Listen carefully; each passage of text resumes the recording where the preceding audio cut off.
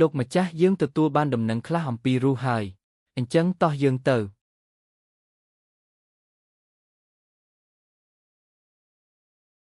មានឡានទៅទទួលនាងហើយយោទេ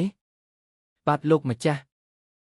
ខេសើកុំបារម្ភពីនាងអីនាងចង់ដើរដោយខ្លួនឯងដឹងទេឯងក៏អាចចុះពីលើឡានបានដែរអីគេខ្ញុំមានរឿងបន្ទាន់ត្រូវដោះស្រាយយោទេ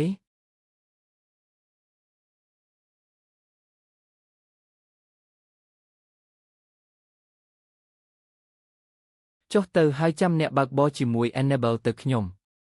ចុះទៅឥឡូវនេះ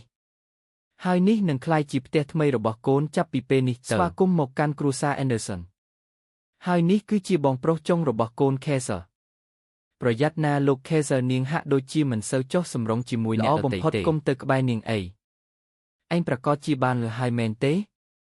គាត់មិនសូវចេះខ្សឹបដាក់គ្នាទេខ្ញុំសុំទោសតែឯងចង់គូររូបទេអង្គុយចុះមកហេតុអីបានជាឯងនិយាយជាមួយខ្ញុំឯងធ្វើឲ្យខ្ញុំនឹកឃើញដល់ក្មេងស្រីម្នាក់ដែលខ្ញុំបានបាត់បង់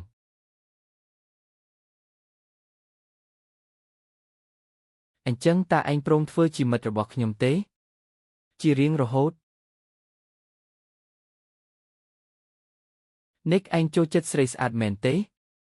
លោកម្ចាស់ខ្ញុំសុំទោសដែលធ្វើឲ្យលោកខកចិត្តប៉ុន្តែពួកយើងរកមិនឃើញអ្វីទាំងអស់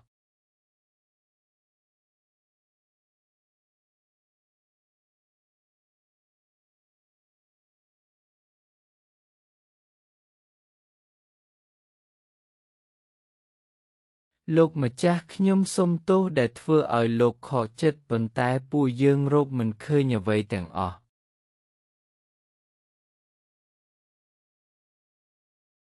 ពួកយើងនឹងបន្តស្វែងរកកញ្ញារូទៀត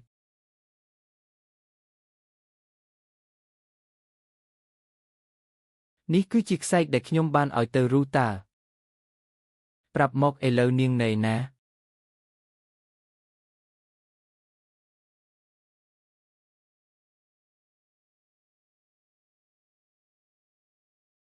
មើលនរណាគេភ្ញាក់ហើយតើ